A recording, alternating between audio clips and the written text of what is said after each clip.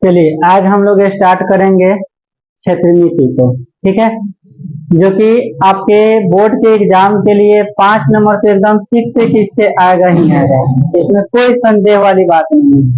ठीक है, और ऑब्जेक्टिव की बात किया जाए तो ऑब्जेक्टिव भी इससे 3-4 ऑब्जेक्टिव पूछ लिया जाता है। 2 नंबर का भी क्वेश्चन जो है आपसे पूछ लिया जाता है, का 2 क्वेश्चन।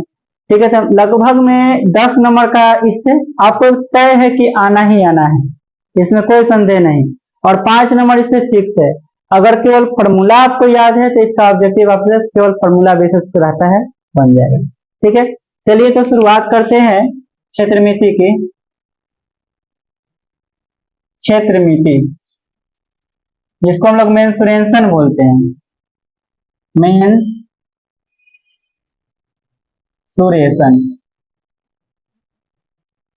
ठीक है, मेंसुरेशन होता है। ठीक है, मेंसुरेशन में सबसे पहले हम स्टार्ट करेंगे ब्रीथ को।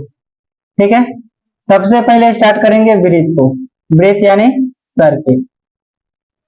ठीक है, देखिए ब्रीथ होता क्या है, तो अभी से पहले हम 9th क्लास में भी पढ़ चुके हैं कि ब्रीथ होता क्या है। तो ब्रीथ जो होता है जस्ट लाइक ए छिपा।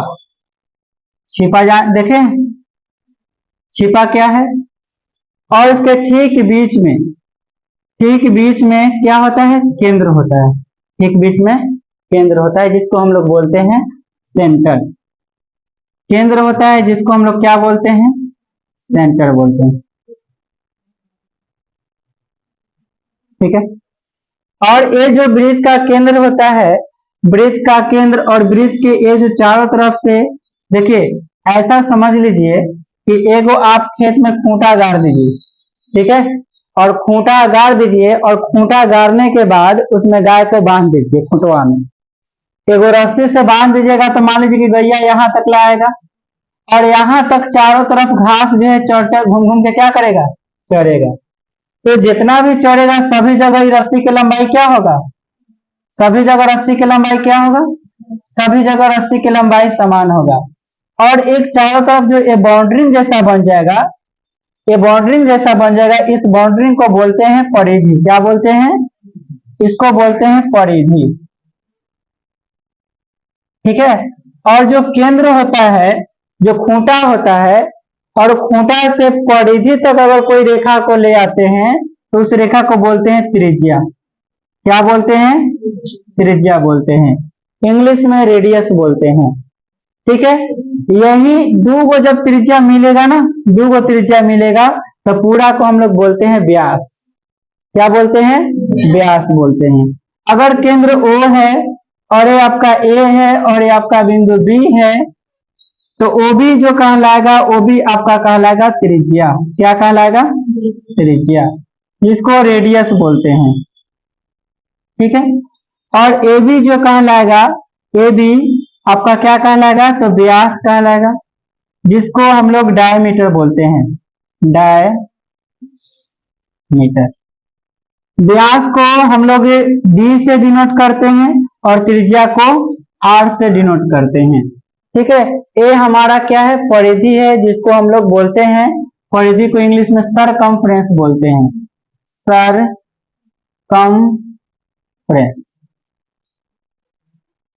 ठीक है, सरकमफ्रेंस बोलते हैं। आपको बात समझ में आया, परिधि किसको बोलते हैं, जैसे हम लोग बोलते थे ना कि वर्ग का परिमाप है, आयत का परिमाप है। ठीक है, ये सब का हम लोग परिमाप देखते थे ना।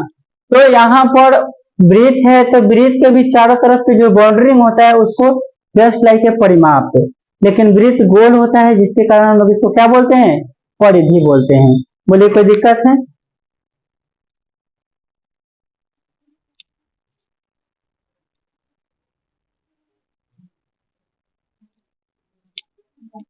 चलिए आपको एक चीज समझ में आया कि परिधि किसको बोलते हैं, त्रिज्या किसको बोलते हैं, व्यास किसको बोलते हैं, और वृत्त का क्या है, तो केंद्र है। वृत्त का क्या है, केंद्र है। और वृत्त के केंद्र से जो भी रेखा जाएगा परिधि तक, उसको हम लोग क्या बोलेंगे, त्रिज्या बोलेंगे। और देखिए जो वृत्त का केंद्र है, ये जितने भी वृत्त की परिधि तक रेखा आएगा वो सारे के सारे क्या कहलाएगा, त्रिज्या कहलाएगा।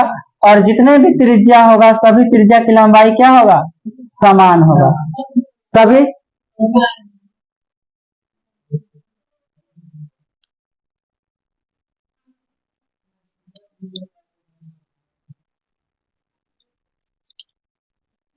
ठीक है, वृत्त के अंदर जितने भी त्रिज्याएं होंगी सारे त्रिज्याएं क्या होंगी, समान होंगी। ठीक है, तो ये आपका क्या है, वृत्त है। और वृत्त के बारे में आप लोग देखें कि वृत्त का केंद्र क्या होता है, त्रिज्या क्या होता है, वृत्त का व्यास क्या होता है, वृत्त का परिधि क्या होता है। ठीक है, चलिए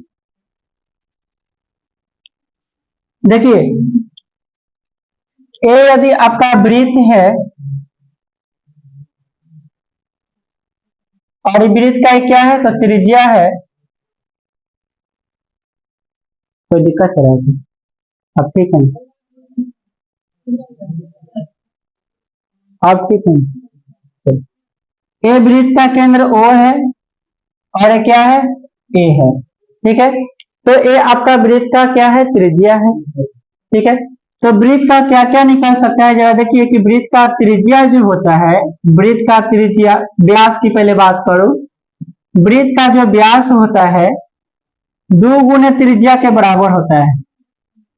मतलब अगर 2 गो त्रिज्या बनाएंगे ना, जैसे देखिए यहां से यहां तक एगो त्रिज्या और यहां से यहां तक एगो त्रिज्या, 2 गो त्रिज्या मिलाएंगे तब क्या बनेगा, एगो व्यास बनेगा। व्यास को हम लोग डी से लिखते हैं और 2 इंटू क्या हो जाएगा, आर, यानी डी बराबर क्या हो जाएगा, 2r होगा।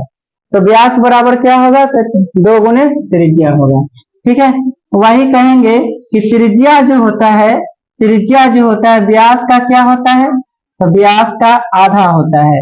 तो त्रिज्या r जो होता है d के आधा होता है। यही बात ना बताए हैं।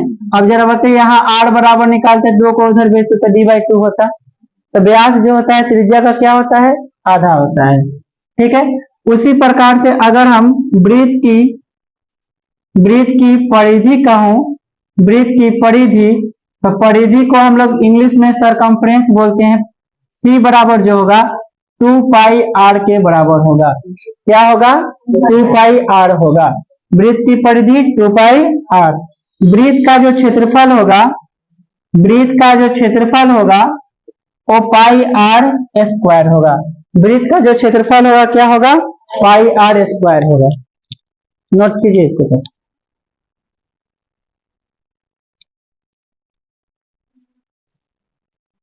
चलिए देखिए, ये जो पाई होता है ना, पाई का मान हम लोग 22/7 लेते हैं। ठीक है, पाई का मान क्या लेते हैं, 22/7 लेते हैं। अब जरा देखिए कि ये जो पाई का मान है कहां से आया है, पाई का मान कहां से आया है। पाई का मान 22/7 हम लोग लगभग में लेके चलते हैं, एक्यूरेट वैल्यू ये नहीं होता है। और ये जो वृत्त की परिधि है 2 पाई r, तो यहां से पाई निकालेंगे तो वृत्त की परिधि और व्यास को, जब पाई जो होता है परिधि और व्यास के अनुपात से ही क्या निकला है, तो पाई का मान निकला है। बोलिए कोई दिक्कत है, वृत्त की परिधि और व्यास के अनुपात से ही पाई का मान निकलता है। और लगभग में हम लोग 22/7 लेके चलते हैं। ठीक है, वृत्त में कोई दिक्कत है।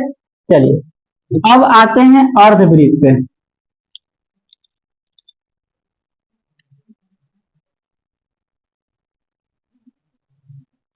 अर्धवृत्त, सेमी सर्कल, अर्धवृत्त यानी सेमी सर्कल। देखिए अर्धवृत्त का मतलब क्या, कि वृत्त का आधा। अर्धवृत्त का मतलब यही होगा कि वृत्त जो रहेगा वृत्त का क्या होगा, आधा होगा। तो जो वृत्त के आधा होगा उसी को ना हम लोग क्या कहेंगे, तो वृत्त का आधा तो इतना ही भाग होगा ना, वृत्त का भाग तो इतना ही होगा। इसमें भी त्रिज्या होगा और इसमें भी त्रिज्या होगा। और देखो एक बात आपको हम बता दें कि वृत्त का जो परिधि निकलता है, परिधि जो निकलता है हमेशा बंद आकृति होना चाहिए। किसी भी चीज का परिमाप निकालने के लिए वो आकृति बंद होना चाहिए। अगर आकृति बंद नहीं है तो उसको हम लोग परिधि नहीं कर सकते हैं। अच्छा बताइए, यहाँ अर्धवृत्त के परिधि हम कहेंगे अर्धवृत्त के जब हम परिधि निकालेंगे, वृत्त की परिधि तो 2 पाई आर होता है, जब अर्धवृत्त का परिधि निकालेंगे तो कहेंगे कि जो वृत्त का परिधि 2 पाई आर है ओकर आधा कर देंगे तो हमारा अर्धवृत्त की परिधि निकल जाएगा। ठीक है, आपका हम बात मान लिए। ए आपका वृत्त है, ए आपका वृत्त है, ये वृत्त का परिधि पूरा कितना होता है 2 पाई आर। इसको जब हम आधा करेंगे तो यही ना आधा होगा आपका क्या, सिर्फ पाई आर। क्या होगा, पाई आर। क्या इसको हम वृत्त की परिधि, अर्धवृत्त की परिधि कहेंगे। अर्धवृत्त का परिधि का मतलब बंद आकृति होना चाहिए। जब इसको हम बंद करेंगे तो ये बंद किससे किए, तो 2 गो त्रिज्या से बंद करेंगे। तो यहाँ पर क्या जोड़ेंगे, तो यहाँ पर 2r जोड़ देंगे। क्या जोड़ेंगे, 2r, मतलब 2 से 2 खत्म हो जाएगा तो पाई आर प्लस क्या होगा 2r। पाई यदि दोनों में से r कॉमन लेंगे तो पाई प्लस 2 इंटू आर। तो अर्धवृत्त का परिधि क्या होगा, पाई प्लस 2 इंटू आर। अर्धवृत्त की परिधि बराबर क्या होगा, पाई प्लस 2 इंटू आर।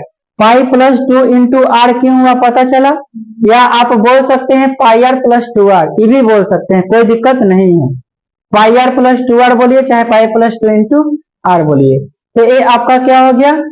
अब जरा देखिए, जैसे कहने का मतलब है कि वृत्त का जो क्षेत्रफल होता है पूरा होता है, वृत्त का क्षेत्रफल पूरा होता है। अगर कहा जाएगा कि बताइए कि अर्धवृत्त का क्षेत्रफल क्या होगा, तो अर्धवृत्त का क्षेत्रफल मतलब आधे ना होगा, अर्धवृत्त का क्षेत्रफल मतलब आधा, तो अर्धवृत्त का क्षेत्रफल क्या हो जाएगा, तो अर्धवृत्त का क्षेत्रफल बराबर पाई आर स्क्वायर तो पूरा होता है, इसका आधा करेंगे 1/2 से गुना करेंगे तो अर्धवृत्त का क्या निकल जाएगा, क्षेत्रफल निकल जाएगा। तो वृत्त का क्षेत्रफल पाई आर स्क्वायर, तो अर्धवृत्त का क्षेत्रफल 1/2 पाई आर स्क्वायर। बोलिए कोई दिक्कत। अब आगे हम लोग आते हैं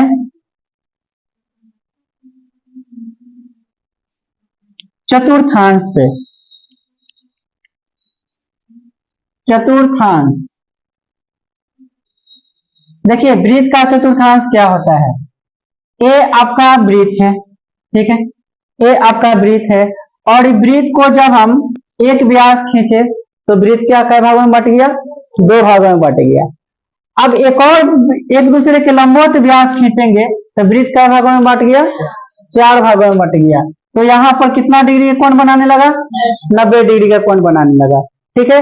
और इसका क्या है, त्रिज्या r है, सभी त्रिज्या r है, वृत्त का केंद्र O है। तो चतुर्थांश का क्षेत्रफल, चतुर्थांश का क्षेत्रफल जब हम लोग निकालेंगे तो एक वृत्त का क्षेत्रफल पाई आर स्क्वायर होता है, तो में कई गो प्रत्येक भाग को चतुर्थांश बोलते हैं ना, प्रत्येक भाग को चतुर्थांश बोलते हैं। तो एक जो भाग होगा वृत्त के कितने भाग के बराबर होगा, तो 1/4 भाग के बराबर होगा। एक जो चतुर्थांश होगा पूरे वृत्त के 4 भाग में 1 भाग होगा और सभी भाग बराबर होता है, इसलिए चतुर्थांश का क्षेत्रफल क्या करते हैं 1/2 पाई आर, 1/4 पाई आर स्क्वायर होता है। ये चतुर्थांश है, ठीक है। अब नेक्स्ट देखिए त्रिज्याखंड, ये चतुर्थांश हो गया। त्रिज्याखंड का क्षेत्रफल, त्रिज्याखंड होता कैसा पहले उसको देखिए। ये आपका क्या है, त्रिज्याखंड,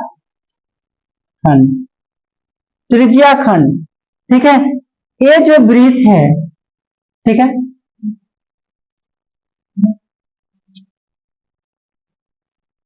ये जो वृत्त है, ये वृत्त का क्या है, केंद्र है।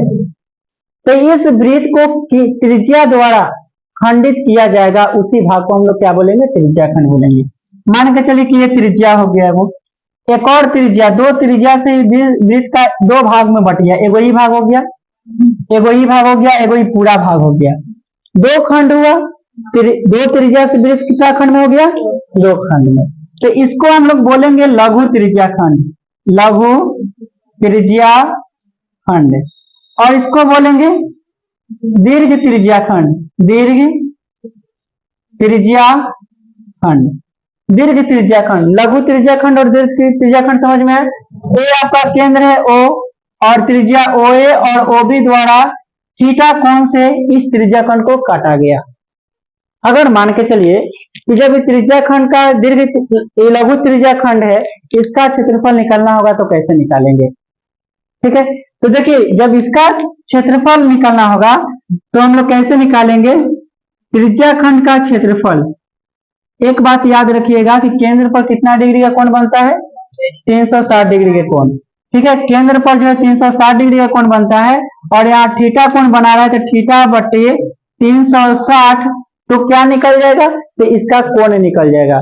कितना भाग में वो कोण काट रहा है वो भाग निकल जाएगा, उतना ही भाग का क्षेत्रफल आपसे कह रहा है। बस पाई आर स्क्वायर के साथ क्या कर देंगे? गुना कर देंगे।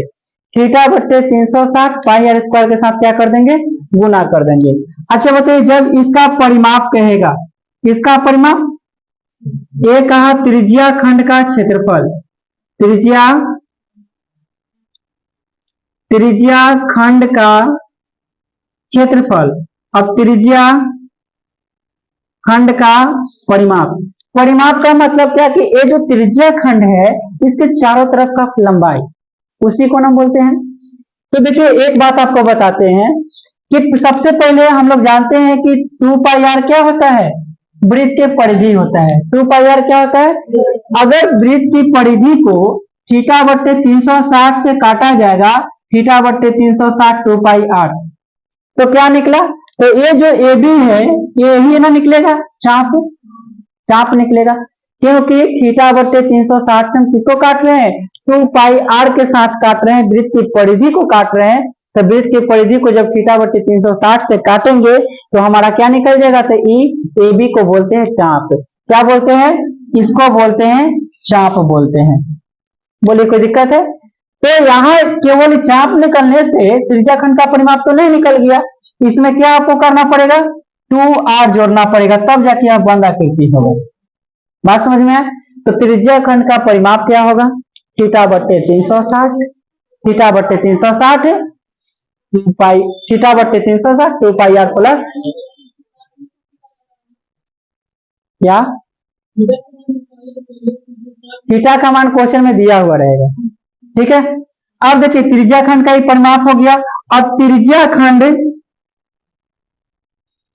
खंड के चाप की लंबाई कहेगा। तो चाप की लंबाई कहेगा तो सिर्फ ए बी का मान कहेगा ना, यानी इसका मतलब कि थीटा बट्टे 360 2 पाई आर करेंगे तो क्या निकल जाएगा? चाप की लंबाई। परिमाप बोलेंगे तो बंद आकृति होना चाहिए, उसमें 2r क्या हो जाएगा? जुड़ जाएगा। ठीक है, उसमें 2r जुड़ जाएगा, लेकिन वही जब चाप की लंबाई कहेगा तो थीटा बट्टे 360 2 पाई आर हम लोग सिर्फ बोलेंगे। बोले कोई दिक्कत है? तो ये आपका क्या है? तो त्रिज्या खंड का फॉर्मूला। ठीक है, कोई दिक्कत है? नोट कर लीजिए इसको, हर्ट नहीं करोगे।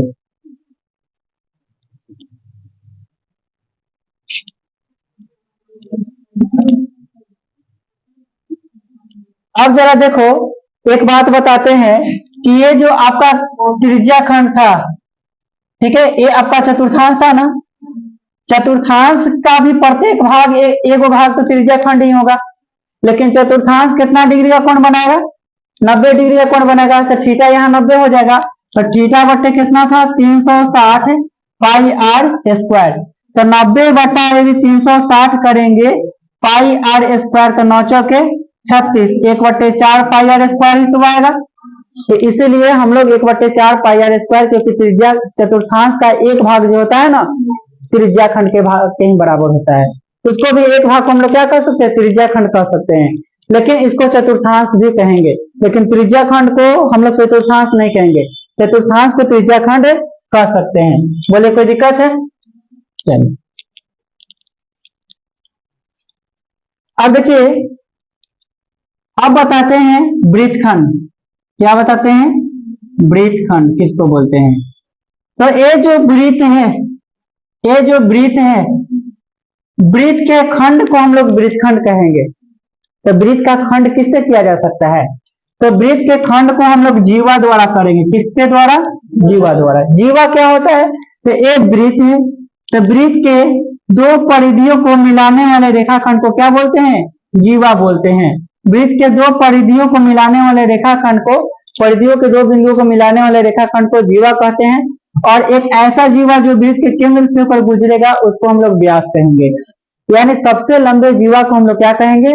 व्यास कहेंगे, जो केंद्र से होकर गुजरता है। एक वृत्त के अंदर जो है बहुत सारे जीवाएं खींची जा सकती है, अनगिनत जीवाएं खींची जा सकती है। ठीक है, तो जरा देखिए, ए आपका क्या है? केंद्र ओ है।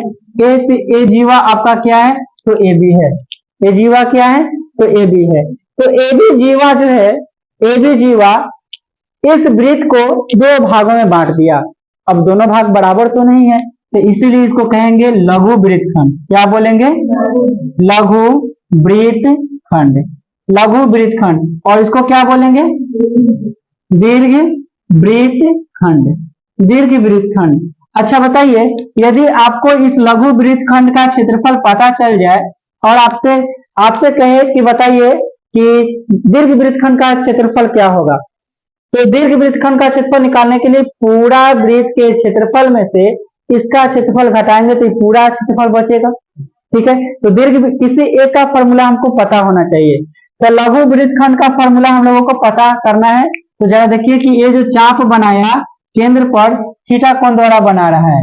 केंद्र पर कितना कोण बना रहा है? थीटा कोण बनाएगा। ठीक है, केंद्र पर थीटा कोण बनाएगा। तो जरा देखिए, निकालते क्या है वृत्तखंड का क्षेत्रफल? वृत्तखंड का क्षेत्रफल अब के पर क्या है? थीटा बट्टे 360 पाई आर स्क्वायर। थीटा बट्टे 360 पाई आर स्क्वायर किसका क्षेत्रफल है? त्रिज्या खंड का। और त्रिज्या खंड कैसा होता है? तो त्रिज्या खंड पूरा इस भाग को हम लोग क्या बोलते हैं? त्रिज्या खंड बोलते हैं। लेकिन हमको वृत्तखंड चाहिए, तो ये जो फॉर्मूला है ये कितना का है? तो ये पूरा का है, ये पूरा क्षेत्र का क्षेत्रफल है। लेकिन हमको चाहिए कितना? तो सिर्फ इतना ही चाहिए, सिर्फ हमको इतना ही चाहिए। मतलब ये त्रिभुज क्या है? एक्स्ट्रा है। त्रिभुज को क्या करना होगा? घटाना पड़ेगा। तो त्रिभुज को घटाने के लिए 1/2 आर स्क्वायर साइन थीटा का इस्तेमाल करते हैं। क्या इस्तेमाल करते हैं? 1/2 r square sine theta formula का हम लोग क्या करते हैं? इस्तेमाल करते हैं। तो इस त्रिभुज को क्या कर देते हैं? घटा देते हैं। आया बात समझ में? तो अगर वृत्तखंड का परिमाप चाहिए, सॉरी क्षेत्रफल चाहिए, तो त्रिज्या खंड के क्षेत्रफल में से 1/2 आर स्क्वायर साइन थीटा को क्या करना होगा? घटाना होगा। अब इसका परिमाप देखिए कि वृत्तखंड का परिमाप क्या होगा। वृत्तखंड का परिमाप क्या होगा? तो वही होगा थीटा बट्टे 360। थीटा बट्टे 360 यदि 2 पाई आर के साथ हम लोग गुना करते हैं तो क्या निकलेगा? सिर्फ चाप की लंबाई निकलेगा। और चाप की लंबाई में हम लोग क्या करेंगे? इसको एगो जोड़ देंगे तो बंद आकृति हो जाएगा ए बी को। यानी ए बी को हम लोग एल कहेंगे। जहां एल क्या है? तो जीवा की लंबाई। जहां एल क्या है? जहां एल जीवा की लंबाई है। जहां एल क्या है? तो जीवा की लंबाई है। बोलिए कोई दिक्कत है? चलिए मिटा दे सबको। समझ में आया इतना चीज? चलिए एक बार क्या करते हैं कि जितना भी वृत्त से संबंधित फॉर्मूला अभी लिखवाए हैं सबको एक जगह लिख देते हैं। ठीक है, वृत्त से संबंधित सबसे पहले वृत्त का व्यास को हम लोग डी से लिखते हैं ना, 2 गुना त्रिज्या 2r। डी बराबर क्या होगा? त्रिज्या। और त्रिज्या बराबर क्या होगा? त्रिज्या यानी r बराबर व्यास के आधा d/2। और वृत्त का क्षेत्रफल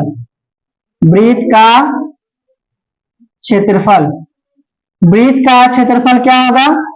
पाई आर स्क्वायर। वृत्त की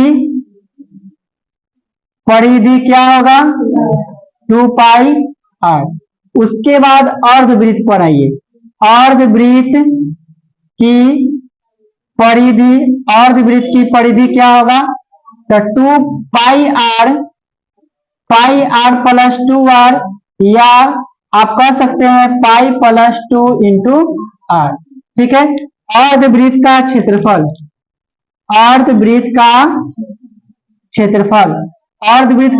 क्या होगा?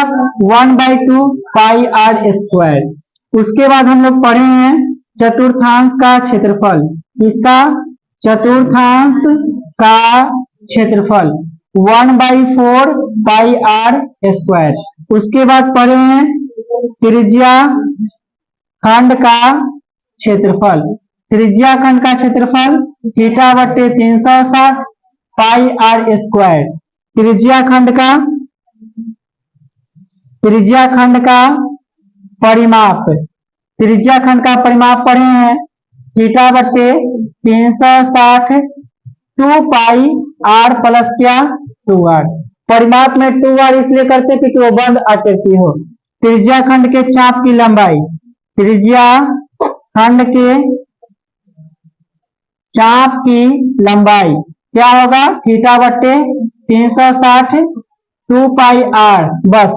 उसके बाद वृत्त खंड का क्षेत्रफल, तो वृत्त खंड का क्षेत्रफल क्या पढ़े हैं थीटा बट्टे 360 pi r square minus 1/2 r square sine theta. वृत्त खंड का परिमाप, वृत्त खंड का परिमाप क्या होगा थीटा बट्टे 360 2 पाई आर। ये चाप की लंबाई निकल गया, इसमें क्या करेंगे एल जोड़ देंगे। चाप की लंबाई में क्या करेंगे एल जोड़ देंगे। इतना फॉर्मूला आपका क्या है तो वृत्त से संबंधित है। ठीक है, कै गो फॉर्मूला है 1 2 3 4 5 6 7 8 9 10 11 12। ये सब फॉर्मूला कहां से बन के आया है आपको समझ में आया? क्या कोई दिक्कत है इस सारे फॉर्मूला में? अब जो हम लोग करेंगे क्वेश्चन करेंगे कब, जब आपको ये सारा फॉर्मूला याद रहेगा तब।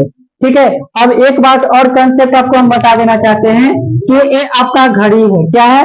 ये आपका घड़ी है और ये घड़ी का क्या है केंद्र है। आप तो घड़ी को देखे होंगे, यहाँ 12 बजता है और ठीक इसके सामने 6 बजता है, यहाँ 3 बजता है ठीक इसके सामने 9 बजता है, इसके बीच में एक बजता है 2 बजता है, 4 बजेगा और 5, 7 बजेगा और 8, 10 बजेगा और 11। अब इसमें जो है 3 गो सुई रहता है, एगो सेकंड का सुई रहता है, एगो मिनट का सुई रहता है, एगो घंटा का सुई रहता है।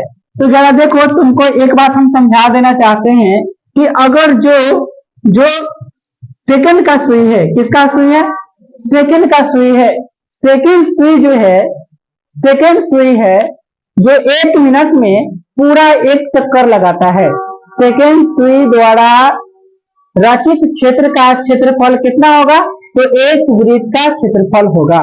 ध्यान से सुनिएगा मेरे बात को कि जो वृत्त होगा, उस वृत्त जो घड़ी होगा, घड़ी के जो सेकंड के सुई होगा, सेकंड के सुई जब पूरा एक बार चक्कर काटेगा तो एक बार पूरा चक्कर काटेगा तो कितना चक्कर काट लेगा, जब यहां से चलना चालू करेगा तो पूरा एक वृत्त के क्षेत्रफल के बराबर वह क्षेत्र को मतलब क्या करेगा चक्कर काट लेगा, मतलब उतना क्षेत्र बना लेगा एक वृत्त के क्षेत्रफल के बराबर। लेकिन जब वही मिनट के सुई जब चलेगा, मिनट के जब सुई चलेगा तब मिनट की सुई जब 1 घंटा में चलेगा तब जाके पूरा एक वृत्त के क्षेत्रफल के बराबर वो क्षेत्र को रचेगा। पूरा 1 घंटा, मान के चलो कि सेकंड का सुई था तो 1 मिनट में ना क्या करेगा पूरा चक्कर काटेगा, 1 मिनट में पूरा चक्कर काटेगा। लेकिन यही जब मिनट का सुई है, सेकंड का नहीं है, मिनट का सुई है, तब यह 60 मिनट में क्या करेगा पूरा चक्कर काटेगा। लेकिन आपको पता है, कहेगा ना कि बताइए कि मिनट मान के चलो कि 12 पर काटा था मिनट की सुई, 5 मिनट में रचित क्षेत्र का क्षेत्रफल क्या होगा। तब यहां पर था, अब 5 मिनट में कहां आएगा, जब आएगा तो यहां पर आएगा, 5 मिनट में कहां आएगा तो 1 पर आएगा। तो इसके द्वारा ये जो क्षेत्र है, इस क्षेत्र का क्या बताना है क्षेत्रफल, ये क्या बन गया त्रिज्या खंड। क्या बना त्रिज्या खंड। तो इसका थीटा आपको पता करना होगा। अब घड़ी है तो घड़ी में जो एक होता है, 2 होता है, 3 होता है, 4 होता है, सबका अंतराल तो बराबर होता है, सबका अंतराल बराबर होता है। तो पहले 12 और 1 के बीच में सबसे पहले कि पूरा कितना होता है 12 घंटा होता है। तो पूरा 12 घंटा द्वारा बनाया गया कोण कितना डिग्री होगा तो 360।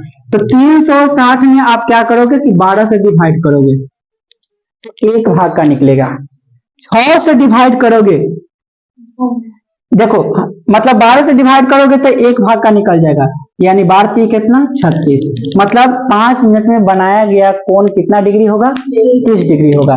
तो थीटा का मान जब हमको निकल जाएगा, सुई की लंबाई तो दिया हुआ रहेगा क्वेश्चन में, तो 5 मिनट में रचित क्षेत्र का क्या कर लेंगे क्षेत्रफल कर, 15 मिनट में कहेगा तो 15 मिनट में क्या करेंगे यहां तक आएगा। तो यहां बताइए कि ये जो 30 होगा, 30 बनाएगा ई, 30 बनाएगा ई और 30 बनाएगा ई, यानी 30 से कितना डिग्री बनाएगा 90 डिग्री बनाएगा। जितना मिनट में आपसे पूछेगा उतना मिनट का आप निकाल सकते हैं, बोलिए कोई दिक्कत है। और घंटा की सुई जो है, घंटा जब 1 घंटा होगा तब वो जाके 30 डिग्री का कोण बनाएगा। सुई सुई देखिए सुई पर डिपेंड कर रहा है यहाँ पर कि सुई जो है मिनट का है कि सेकंड का है कि घंटा का है। अगर सेकंड का रहेगा तो 1 मिनट में वो 360 डिग्री का कोण बनाएगा, लेकिन वही मिनट का है तो वह 5 मिनट में 30 डिग्री का कोण बनाएगा। वही घंटा का है तो 1 घंटा में 30 डिग्री का कोण बनाएगा। आ रहा है बात समझ में? तो क्वेश्चन के हिसाब से आप देखिएगा कि कितना कह रहा है, ठीक है।